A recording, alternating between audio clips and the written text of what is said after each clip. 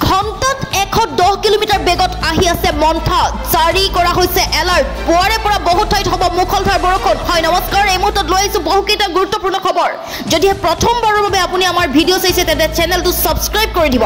ঘণ্টাত 110 কিলোমিটাৰ বেগত আহি আছে মন্থা পুৱাৰে পৰা হ'ব মুখলধাৰ বৰষুণ মন্থাই চলাব ধ্বংসলীলা মন্থক লৈ জাৰি কৰা হৈছে সতৰ্কবাণী কাইলৈৰ পৰা শিক্ষা অনুষ্ঠান বন্ধৰ ঘোষণা প্ৰশাসনৰ দক্ষিণ বংগত মন্থৰ বাবে প্ৰচণ্ড বৰষুণৰ আগজাননী বতৰ বিজ্ঞান কেন্দ্ৰৰ 28 অক্টোবৰ সন্ধিয়া 5 বজাৰ পৰা নিশা 11:30 বজাৰ ভিতৰত অধিক ভয়ংকৰ পৰিস্থিতিৰ সৃষ্টি আশংকা দক্ষিণ বংগৰ উপকূলীয় জিলাসমূহতো পৰিব প্ৰভাৱ মন্থৰ প্ৰভাৱত আগন্তুক 4 দিনলৈ উত্তৰ বংগৰো জিলাসমূহতো হ'ব প্ৰচণ্ড বৰষুণ বৰ্তমান উত্তৰ পশ্চিম দিশলৈ গতি কৰিছে মন্থাই ভাৰতীয় বতৰ বিজ্ঞান কেন্দ্ৰই দিছে সতৰ্কবাণী যিকোনো মুহূৰ্তত গ্ৰেপ্তাৰ হ'ব পাৰে বিকাশ অসম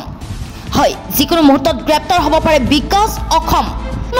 গ্ৰেপ্তাৰ হ'ব পাৰে বিকাশ অসম বেৰলাচি থানাৰ পৰা বহিষ্কাৰৰ পিছতেই লাগিছে হাহাকাৰ আত্মগোপন কৰি আছে বিকাশ অসমে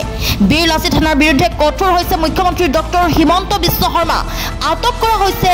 মুখ্য সাংগঠনিক সচিব ৰন্তু পানীফুকনক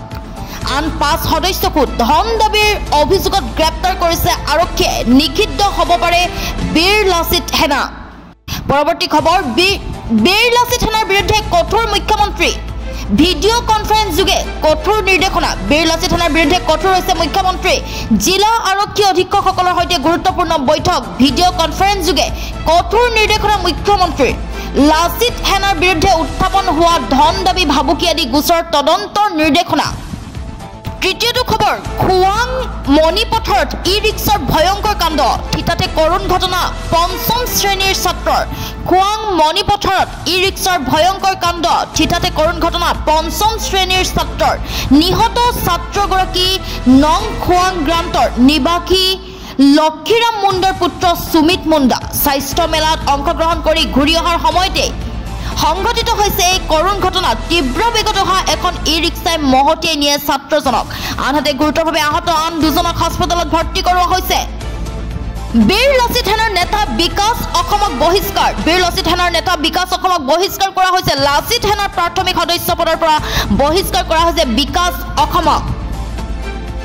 বেৰলাচি থানাৰ মুখ্য প্ৰশাসনিক সচিব শৃংখল চলিহাৰ মন্তব্য আজি সংবাদমেল দি থকা অৱস্থাতে আৰক্ষীয়ে আটক কৰিছে ৰন্তু পানীফুকনক আন 5 সদস্যক ধন দাবীৰ অভিযোগত গ্ৰেপ্তাৰ কৰিছে আৰক্ষীয়ে